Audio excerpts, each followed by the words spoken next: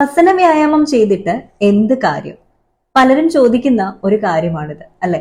എന്നാൽ paced breathing, വേഗതയേറിയ ശ്വസന വ്യായാമം, അതുപോലെ തന്നെ ഡയഫ്രമാറ്റിക് ബ്രീത്തിങ്, കൺട്രോൾ ബ്രീത്തിങ് എന്നൊക്കെ പറയുന്ന ഈ കാര്യങ്ങളൊക്കെ നമ്മൾ ചെയ്യുവാണ് എന്നുണ്ടെങ്കിൽ ഫിസിക്കലി, മെന്റലി, ഇമോഷണലി ഒക്കെ നമുക്ക് ധാരാളം ബെനിഫിറ്റ് ആണ് ലഭിക്കാനായിട്ട് പോകുന്നത്.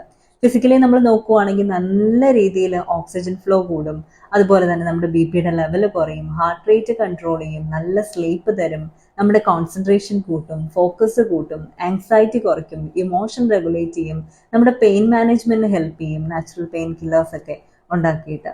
അപ്പൊ ഇത്തരത്തിൽ നമ്മൾ നോക്കുമ്പോൾ ഒരുപാട് ബെനിഫിറ്റ് ആണ്, എണ്ണിയാൽ ഒടുങ്ങാത്ത ബെനിഫിറ്റ് ആണ് ഉള്ളത്. സോ ഒരു പേസ്ഡ് ബ്രീത്തിങ് എങ്കിലും നമ്മൾ എന്ത് ചെയ്യുക, ലൈഫ് സ്റ്റൈലിന്റെ ഭാഗമാക്കുക, ദിവസേന നമ്മൾ പ്രാക്ടീസ് ചെയ്യാന്ന് പറയുന്നത് അത്യാവശ്യം തന്നെയാണ്. നമുക്ക് എന്തോരം സ്ട്രെസ് ആണ് ഓരോ ദിവസം ഉണ്ടാവുന്നത്, അല്ലേ? ഇപ്പൊ സ്ട്രെസ്സിനായാലും ആങ്സൈറ്റി കുറയ്ക്കാനായാലും നമ്മുടെ മൂഡൊന്ന് അപ്ബ്രിങ്ങിങ് ചെയ്യാനായാലും ഒക്കെ പേസ്ഡ് ബ്രീത്തിങ് വളരെ അത്യാവശ്യം തന്നെയാണ്.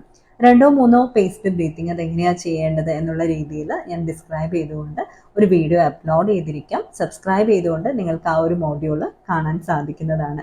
ബോക്സ് ബ്രീത്തിങ് എന്നൊക്കെ പറയുന്ന ഒരുപാട് മികച്ച പേസ്ഡ് ബ്രീത്തിങ് ഉണ്ട്. അപ്പൊ അത് ലൈഫ് സ്റ്റൈലിന്റെ ഭാഗമാക്കാനായിട്ട് ആരും വിട്ടുപോകരുത്. ശ്വാസോച്ഛ്വാസ പ്രക്രിയയൊക്കെ ചെയ്യുന്നതിൽ ഒരുപാട് ബെനിഫിറ്റ് തന്നെയുണ്ട്. അപ്പൊ ശ്വസന വ്യായാമം വെറുതെ അല്ല.